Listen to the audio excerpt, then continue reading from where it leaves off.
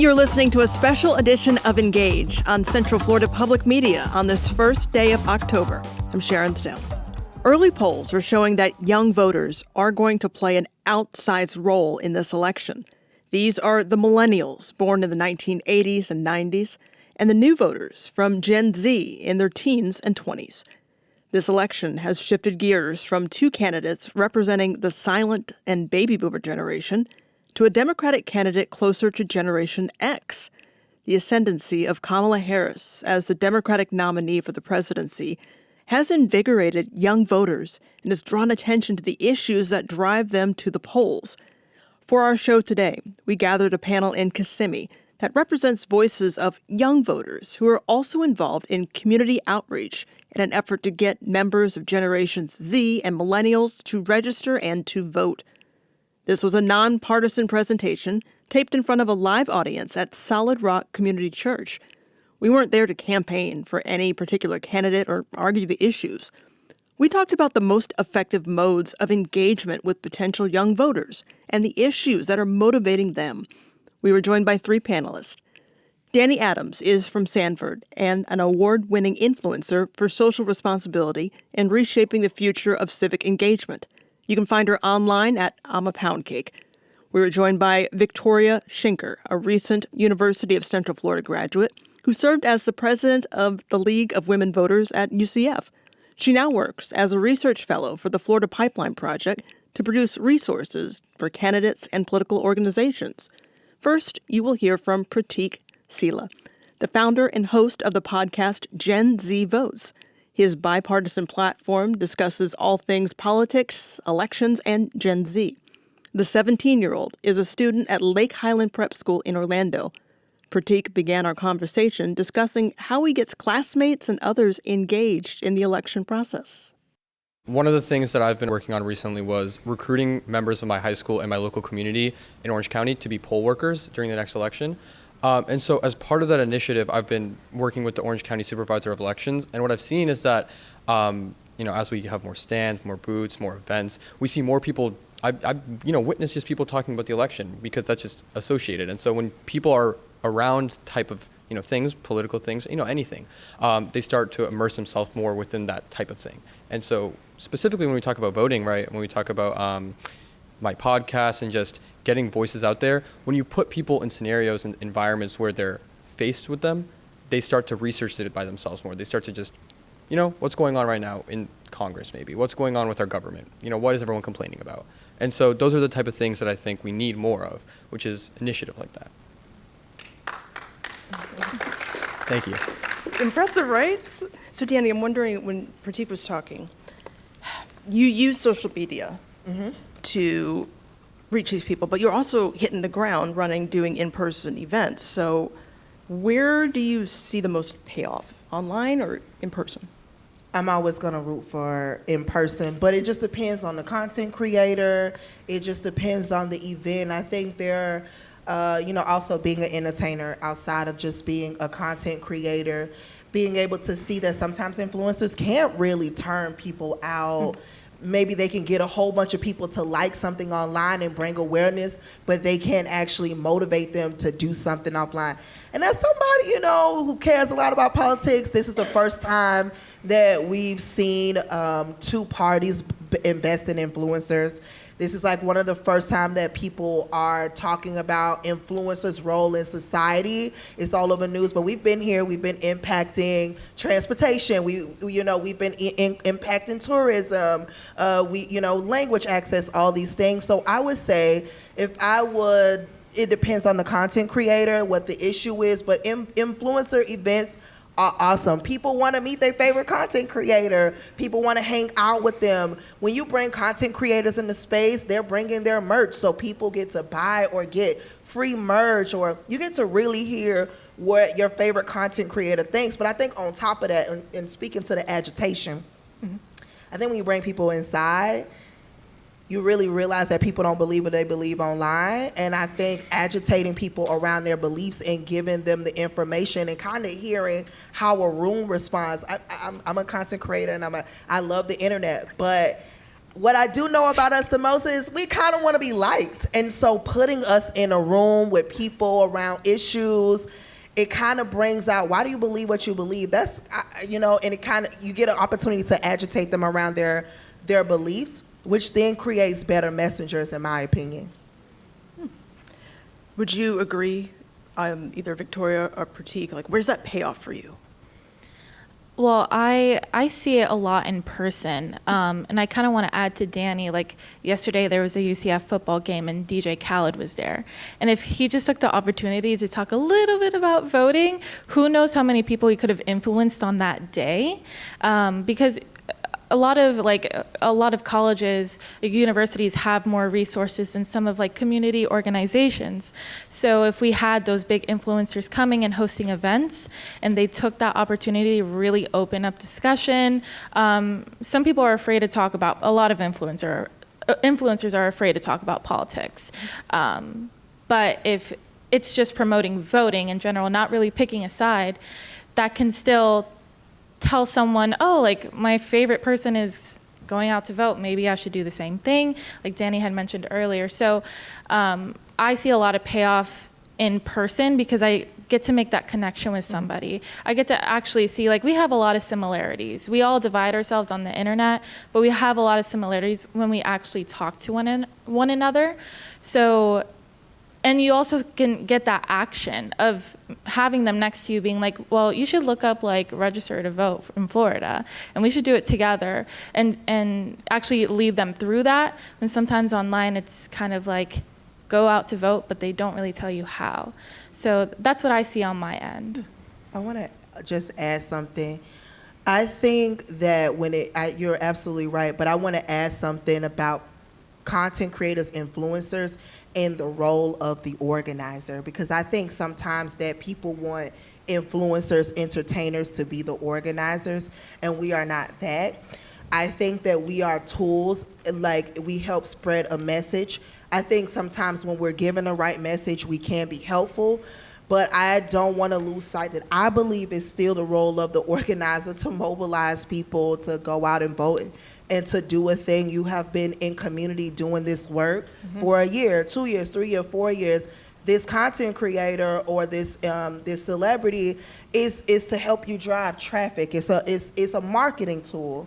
But the people who are supposed to be doing the work and who are there, I think they need to be the people leading the message, because sometimes content creators, we get it wrong and it's too late. And it's just way too late. You can't catch it and you can't compete because you don't have the following, you don't have the social clout. And so I think that we need to create better strategies with content creators and not think of content creators, they got a large following, they're gonna say what we need them to say, because I've also seen on the other side where in 2018 or 2020 a content creator was hired to do a project, and now here it is 2024, they're off message from what they had in 2020. But this, it has to be a lot more strategy and work and intention behind content creators. I want to make sure I understand, Danny. Like, who are the organizers? Are you also talking about the candidates themselves? Oh, yeah, candidates. I'm talking about PACs. I'm talking about C4 organizations. I'm saying that people are kind of thinking of like the influencers are the new organizers. We're just doing our jobs as people who do media. We're not here to be the organizer. If I get 50 people to come into the room, it's your job to talk to those 50 people and make sure they know about the amendments. It is your job to make sure that voter registration is right. It is your job to make sure they know when early voting is happening. I am not saying that they cannot participate, but I think that when we're including content creators, we think that we have solved the problem. And I think that as we get ready for these last 30 days, folks got to pump it up. A like is not a vote. I just wanted to add one thing here, not Please. to be like, we were originally talking about the discussion between like in-person versus internet, and to add on from a different perspective, of course, I definitely agree with everyone said so far about the power of like, drawing people's energy while you're in person. But one thing we haven't really talked about is once we get the energy, really, how do we capture and direct it? And so I think the internet plays a really big and pivotal role, a unique one in that, because it acts as a catalog almost of all these opportunities. It kind of standardizes and allows people to really see, like you said, what are the organizers doing and what opportunities the organizers present. And I like the term you use, organizers, because this could mean, the government, it could mean outreach groups, it can mean nonprofit groups, everything like that. And I think those organizers have a unique role in using the internet, using, short media content, but also the website, and demonstrating the opportunities and initiatives, and then also expanding those initiatives to the youth. I can give an example, which is that this summer I interned in the Senate. I was in DC. And so I was able to find that opportunity because I was looking for, experiences this summer, but it wasn't particularly easy, right? It wasn't someone who would be interested and has that energy coming home from a football game, coming home from an event, and wants to translate that into action. Without a clear, guideline, that can just be lost within time of a day after going to sleep. And so when you get on your phone that night, it would be really helpful if these, the government, which has, the largest jurisdiction over people, were to use its power and to use that energy and that money and that resource it has to really create a more standardized form where we can see and where that it's pushed out to the public, where we can see those outreach and those initiatives. You know what I'm saying? Yeah. Victoria, how do you take that energy and turn it into action, into vote? Yeah. Well, I think I always thought of social media as the messaging tool. A lot of, with the League of Women Voters, it's used to show when early voting is, what resources you really have. So when you take the energy from in person, it really is staying in contact with those people and then using the social media to be hey, we have this event that's happening next. We have this thing that's coming up that we would love for you to come by. These are the people that we're collaborating with. So staying consistent and keeping that energy. If you just have one event and then never circle back, you've lost it. So always making sure that you're staying connected to those people and even contacting them and sending them personal messages too. I think with smaller organizations, that's a little bit easier because you don't have a ton, 51,000 people to reach out to, but having at UCF, having the people that showed up to our meetings, messaging them saying it was great seeing you. We would love for you to come back. Just to follow up, did you register to vote? Here's the link. Make it easy.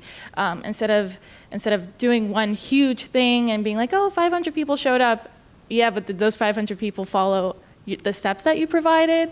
So that's something that we've always kept in mind with the league, showing they show up consistently at high schools, making sure that they register to vote, having the auditorium where they present that information, and with the UCF League, always making sure we're tabling and being present, I think, is a huge thing for organizers to continue to do. And let me expand that question out just a little bit, Danni. A lot of people in this generation, these younger generations, are involved in these social movements, climate change, racial justice. So anything to add in terms of translating that activism into actual voter turnout? I think young people are going to turn out. So let me just say that. I don't want folks to leave here and believe that I believe that young people are not going to turn out, that investing in content creators and influencers is a bad investment. You heard from high school senior Prateek Seela, who founded the bipartisan GenZ Votes podcast. Local social media influencer and activist Danni Adams, also known as I'm a Pound Cake Online, who leads voting initiatives with other content creators, and former president of the League of Women Voters at UCF, recent graduate Victoria Shinker. There is more ahead on this special edition of Engage, taped in front of an audience Sunday in collaboration with the Black Empowerment and Community Council at the Solid Rock Community Church in Kissimmee. If you miss any part of the show today, you can always subscribe to the Engage podcast and listen when it's convenient for you. The program will be available on demand at cfpublic.org. You are listening to Engage on Central Florida Public Media. You're listening to a special edition of Engage on Central Florida Public Media. I'm Sharon Stone. We taped today's show in front of an audience at Solid Rock Community Church in Kissimmee, focused on the critical voices of young voters and the role they have in the upcoming election. Now that we're just over 30 days out from the election, we can't pretend this isn't a top-line conversation from kitchen tables to break rooms to churches all across America. The issues that you discuss with your friends, families, those you worship with, they're conversations that are taking place in communities from coast to coast. But as the old axiom goes, all politics are local, and the policies of our city council, county commissioners, and state representatives are as impactful, if not more so, than that of Congress or even the president. We gathered a panel of 3 voices representing young voters who are also involved in community outreach efforts to get generations Z and millennials motivated to register and to vote. Digital content creator and social media influencer Danni Adams from Stanford has more than 51,000 Instagram followers on her I'm a Pound Cake account. She's an activist and creator of Twerk Out the Vote. Orlando's Lake Highland Prep School high school senior Prateek Seela founded the bipartisan podcast GenZ Votes. Victoria Shinker was president of the League of Women Voters at UCF. The recent graduate now works as a research fellow with the Florida Pipeline Project to produce resources for local and state candidates and political organizations. Victoria continues our conversation now, talking about some of the issues that resonate with millennials and Gen Z voters. Students are paying attention more to what's happening in school boards because they're attacking our education and our freedom of education. I minored in sociology, and now sociology is not a required course for college students. That was something it teaches about different societies, different cultures, gender, ethnicity, all that type of stuff that is still important, but that requirement was taken away so that they could focus on, math, reading, and science. That's the concept. So when we see our education keeping our opportunities taken away and it being formed into something that we don't necessarily believe in, I think that there's now more attention on those school board races. And I see students are showing up. I live in Orange County, so we deal with that school board, and they lean more Democrat, so it's not too crazy over there, but there's still book bans, and there's parents that are, not even parents, but just people showing up that don't even live in our school district that are trying to alter what we can and cannot have or can or cannot read. So when that comes into effect, we have students going there and organizations that are holding we're gonna go to a school board meeting today and we're gonna voice our opinion. So continuing to educate on what's going on in our school board. A lot of people focus on the federal election, which is great, but also our everyday lives are affected by local and state politics. So showing them and putting the evidence of these are the things that your local government actually does, and this is how it's affecting you day by day. Then you're I didn't realize how much the school board had when I was in high school. So it's definitely something that we need to keep educating on. It's a process right now, but it's definitely important. We just had our primary election that focused a lot on school board, and we had horrible turnout in the state of Florida. So that's something that we're still working towards, but I think young people are recognizing it more than in the past. So it's a process. I've seen some campaigns that have worked with banned books and putting some of the authors in the forefront of that have their books have been taken off of the shelves. But I also wanted to just add about the school board thing. I think something that I've seen is a great story of why a particular candidate should not be in office. So in Seminole County, there was Moms for Liberty candidate, and the community reached out to me to amplify it. They was listen, this man is with white supremacists. This man is doing this and doing that, right? And they sent me all of the content. They did the research. They pulled the clips, and they said, can you amplify this message? Well, they spoke to my self-interest. I have a niece and nephew in the Seminole County school system. Of course I'm going to amplify this message. And I think that for millennial creators like myself, I think it's easier to target an audience because our peers have children around the school board. So I can't really speak to the Gen Z, but I think that talking to mommy bloggers, talking to authors of books, talking to teachers is really going to resonate and turn people out around school board races. Danni, let me follow up with you on that. So as an influencer, you have that unique platform, but then how do you balance your personal brand, your personal beliefs, your messaging, while encouraging political participation and not alienating your followers who might not agree with you? Oh, okay, this is a good one. So nobody can't make me do nothing, okay? Whether I believe in the cause or not, you can't make me do anything, right? Like, this is the way that I make my income and I survive and take care of my family. And so if I want to put this thing, or we have a collaboration, or it makes sense, I would do it. And I think that's the way that people should approach content creators. That's first thing. Two, I don't really worry about alienating my followers about something that I believe. Like, if you want to be here, this is a community. You're coming to be entertained by me. These are my beliefs. I'm putting them on social media. You can go somewhere else. And I don't want to say it and mean like that, but I think when you've been a content creator so long, you really don't chase the, I'm going to lose 3 followers because I said something about, go. Because at the end of the day, this election is so serious, I cannot afford to coddle your feelings. Now, let me just be honest about this, right? I have lost a makeup partnership. But we in the church, so let me get a little Jesus on y'all. I hope I can say this on the platform. I don't think my followers dictate my future. So for content creators, really, we got to talk about the empowerment and the confidence to say the thing, and also tell brands, like, this is an issue. Earlier this year, I was the first Black creator and micro creator, which that means, micro creator means that you have under 100,000 followers. I was the first. Me.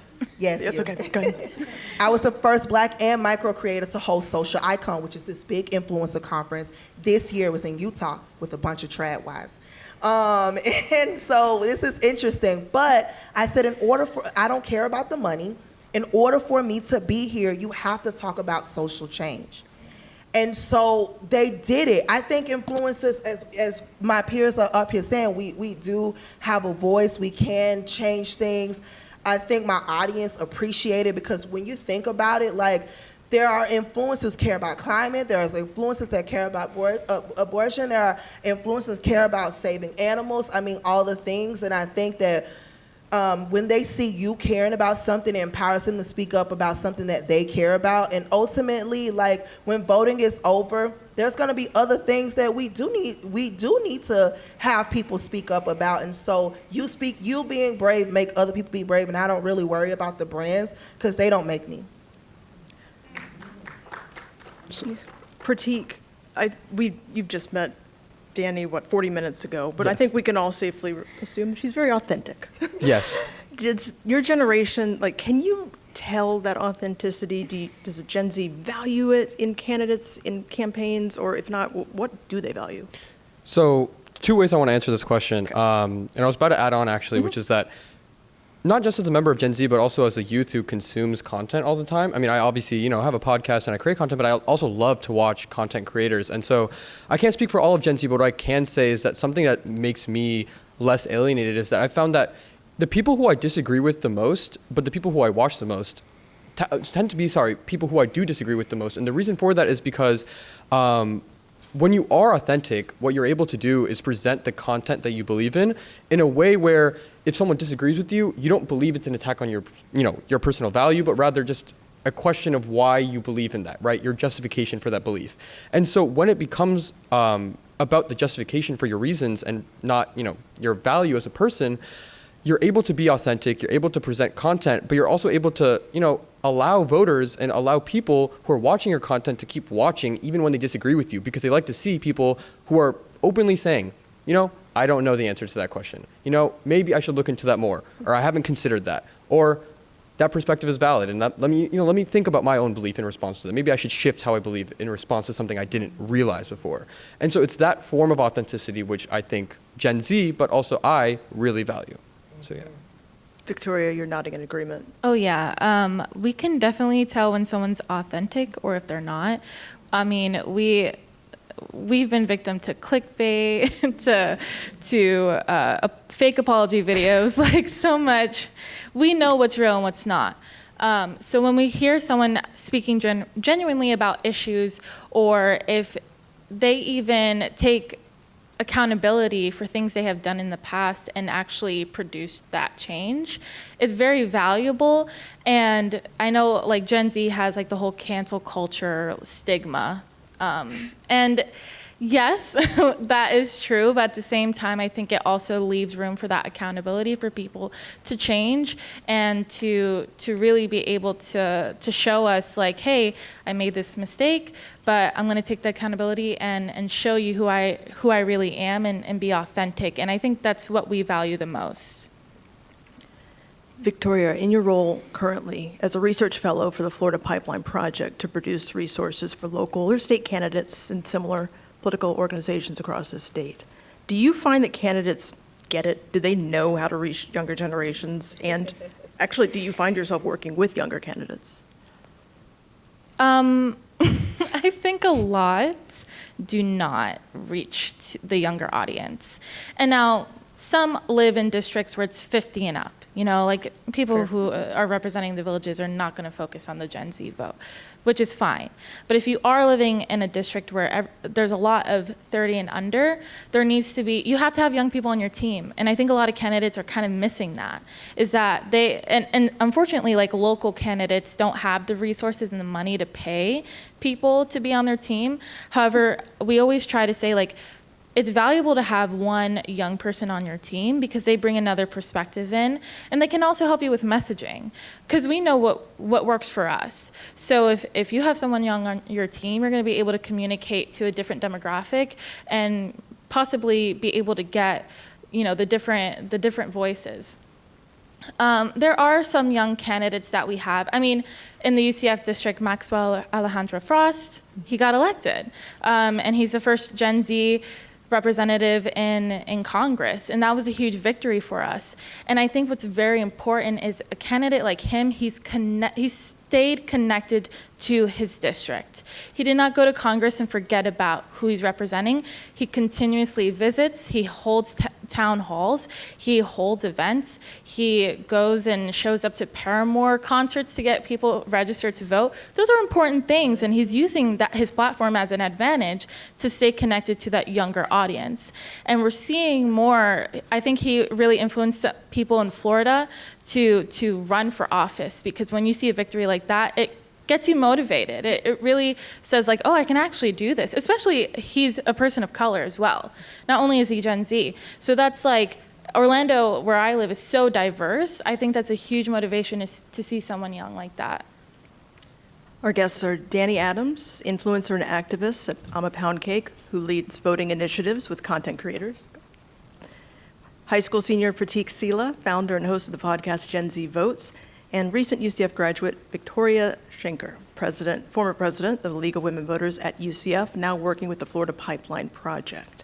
Prateek, we just heard Victoria talking a bit about understanding how to reach the younger audience and the importance of having someone younger on your team.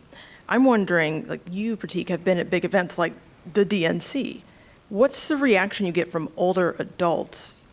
Do they take you seriously? How do you get them to? Yeah. Of course, surprise, but asking how to be taken seriously by older adults, I think the answer is that it's nothing to do with age, but everything to do with experience. And what I mean by that is like, obviously there's an extent and degree to which, age is relevant in all aspects of life, but if you want anyone and anything you're doing to take you seriously, you need to be experienced and you need to be knowledgeable. You don't need to be old or you don't need to be young. And that's true in everything. If we see, for example, if you watch the college football game last night, we have a 17-year-old receiver on Alabama playing. I mean, young people are capable of doing a lot more than what is expected. And what needs to happen in order for that is there needs to be not just young people voting and young people, obviously that's a great goal that we should have, especially in the next 30 days. But it's young people taking up bigger projects, bigger initiatives, bigger organizing moments, things like that give them experience that they are able to then use and to build off of so they can build their own credibility with people who are older, who are more experienced. And so that to me is a lot more important than age, it's experience. I just want to add one thing. Of course. To what he said, echoing that, and having young people at the strategy table. Because the way that people treat communications is like, this is the children's work, go do the social media thing, go talk to the children. But the reality is communications is also supposed to drive what is happening in the field. It's the same thing. It's not just like that for organizing, but it's like that in businesses too. You need to have the people who are driving your message in the strategy room and now outside of it, because they're going to help you with the tools that they're bringing to the table. And so one thing I wanted to just add back onto that is, like, I'm taking psychology right now. And so one of the things we learn in psychology is when you treat a group, any group, maybe it's a person or just a larger group, as, in a specific characteristic, assign any type of trait to that group, they're going to start acting as if they were that trait, even if they didn't originally have that trait. And so whether that be, treating people differently based on identity characteristics, or just treating people differently based on their perceived understandings of the world, people will start acting like that. And so what happens is you get young people disillusioned from politics when you start acting as if though they are unable to contribute. Mm-hmm. So you're talking about students, they're not monolithic. Right. How do you connect with the younger generation who aren't in college, those who are in trade school, they're out there, they're single moms? How do you talk to all of those kids and not just maybe the ambitious college kids? Yeah, I think I'll add, like, showing up to where they are is always like an organizer's type of mindset. Is you show up to places where you got to meet them where they're at.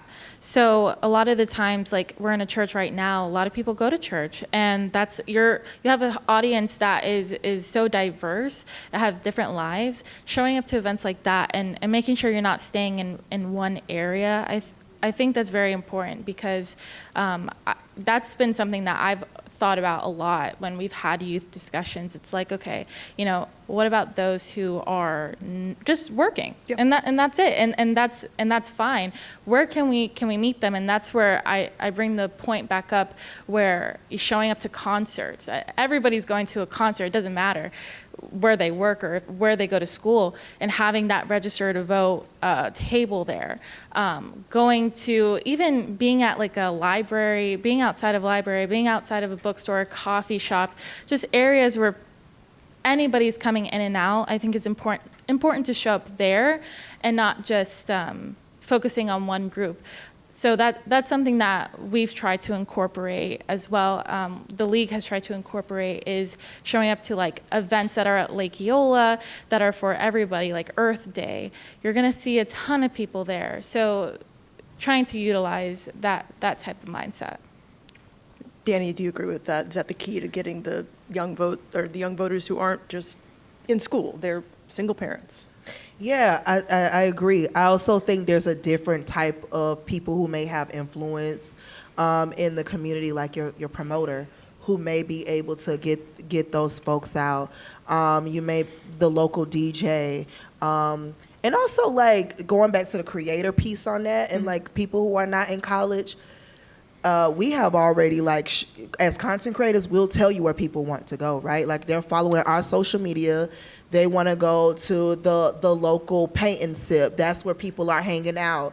A lot of companies that are in business are not even doing, like, field testing. They're testing what people care about based on social media. And I think that people who are organizing should do the same thing to find out where people are and where they're going. For example, I live in Sanford. There's this boat called Angler's Choice. Now, I haven't did a partnership with them, but free shout out on y'all, okay? But here's this boat, and influencer goes there and they sell out. Well, who's organizing at the boat? Because here it is, they have 200 black and brown people getting on the boat to eat all you can eat crabs. But no one went to go talk to them about voting. Folks want to go do an event at the barbershop and the hair salon. The influencer already taking the people to a place. Go where the influencers are taking the people to a place.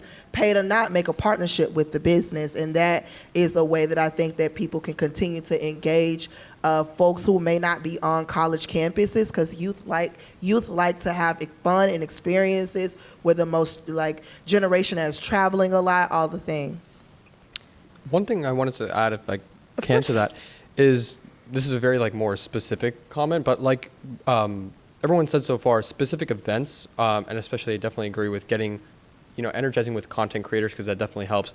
But Part of it is also, when we're talking about voting, is just I think we need to make voting easier in some capacity because when we have big events where people are really energized, you have a lot of people with, again, a lot of energy. So what they're doing is moving, right? They're moving fast. And when you see a station where you have to get a pen, you have to write on these like 1 through 15, it can be very disillusioning for them because you don't want to stop while you're in a group of people who are all talking and laughing to, get your ID out and then write down a bunch of numbers starting with like, 4-digit series and stuff like that. And so that's like a very, specific example because when I was doing a poll worker recruitment initiative, I use a QR code, but I was also doing voter registration. And so what I found is more people were wanting to be a poll worker because they were able to scan a QR code, type, quick information down and register versus stopping, getting your wallet out. Maybe some of your friends don't want to, so they're going to continue going wherever they're going. You're going to have to meet up with them later, something like that. It just causes a lot of like logistical challenges. And so part of that is making voting in that process and registering to vote a lot easier.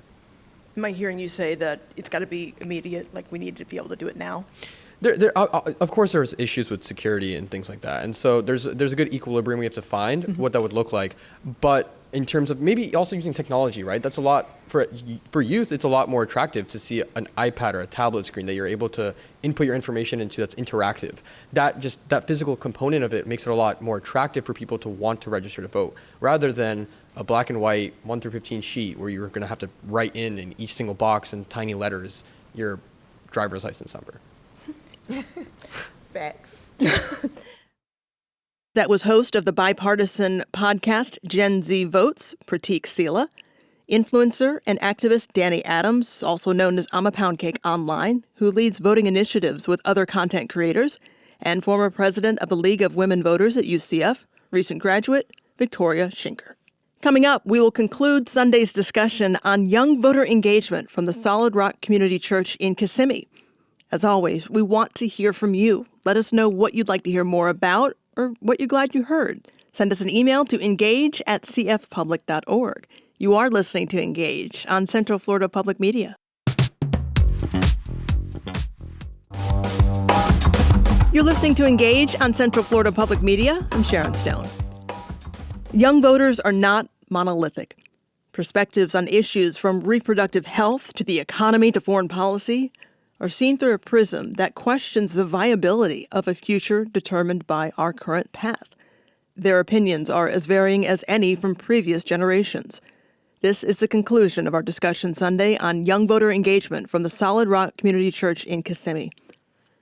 Victoria Shinker works as a research fellow for the Florida Pipeline Project to produce resources for candidates and political organizations, and is the former president of the League of Women Voters at UCF. Lake Highland Prep student, 17-year-old Prateek Seela, is a founder and host of the podcast GenZ Votes, where he discusses all things politics, elections, and Gen Z.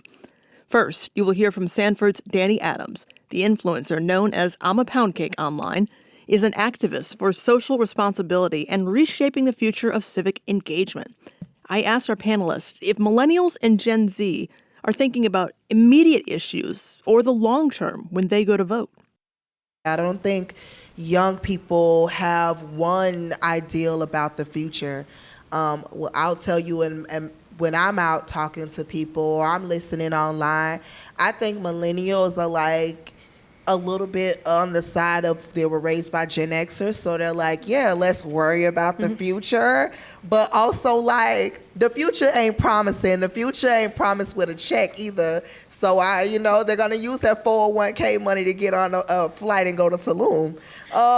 So I would say this is just real life. So I think that it just depends who you're talking about. But I think overall, when you talk about the future, I think seeing what happened with Project 2025, becoming a conversation, let me know that young people are concerned about the future.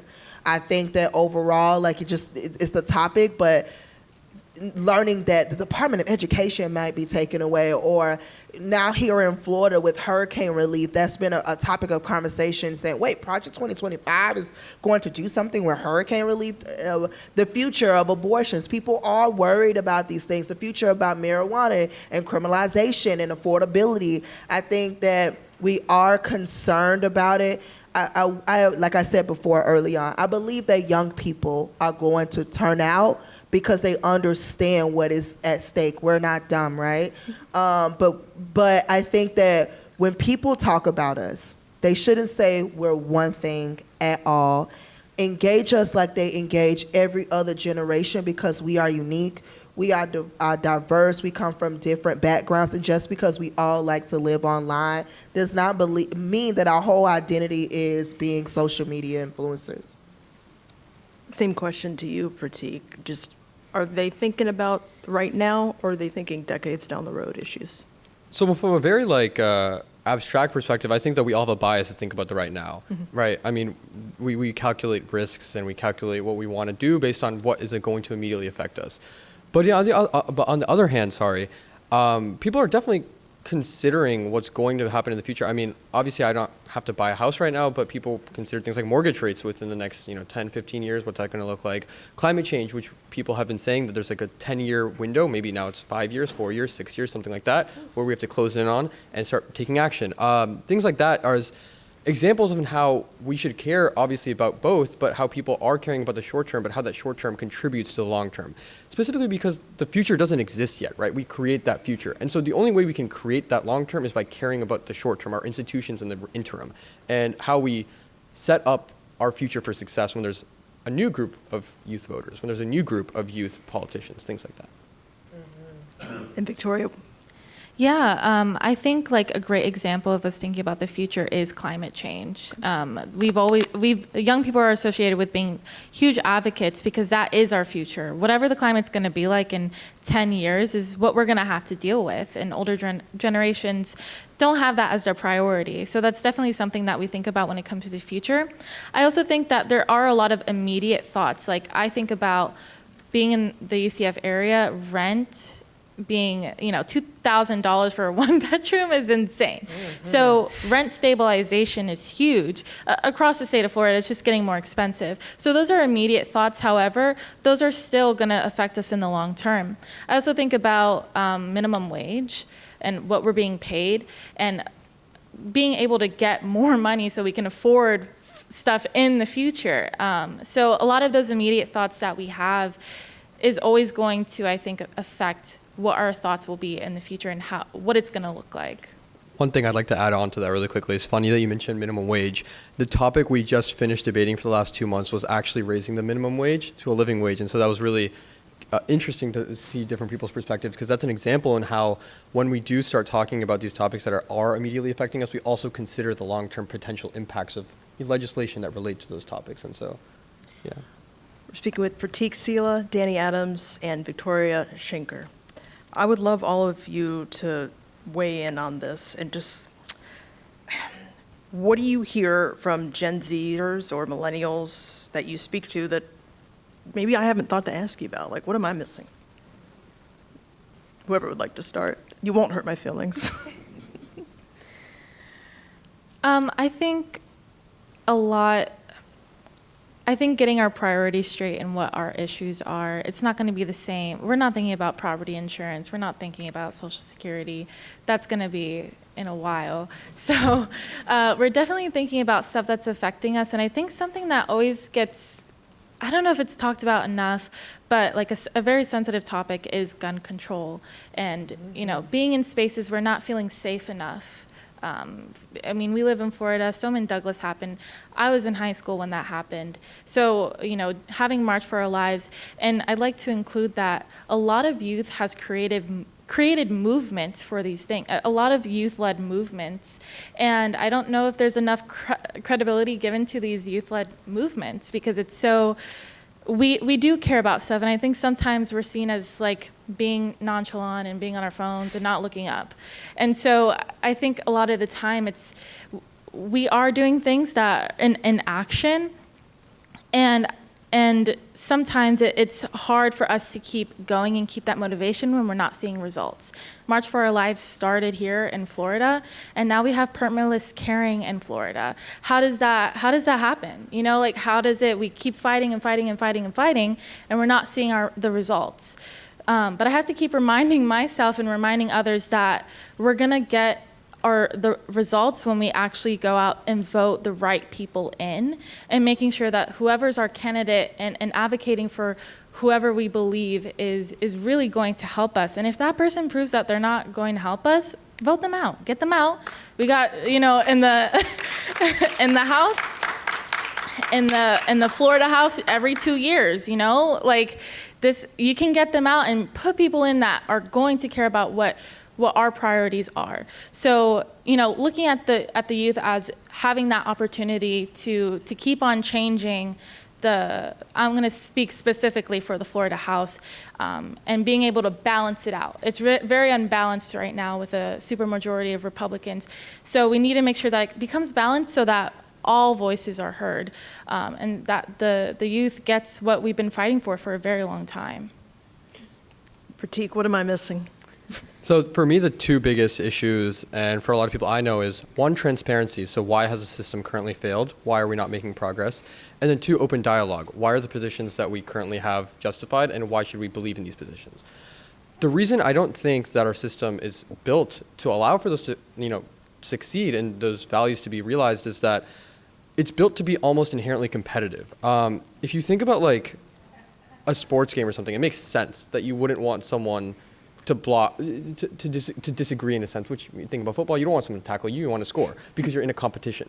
In government, it's not about winning or losing, or it shouldn't be. It's about progress for society, because that's what the definition of a government is, right? You want to govern society in a way that's equitable.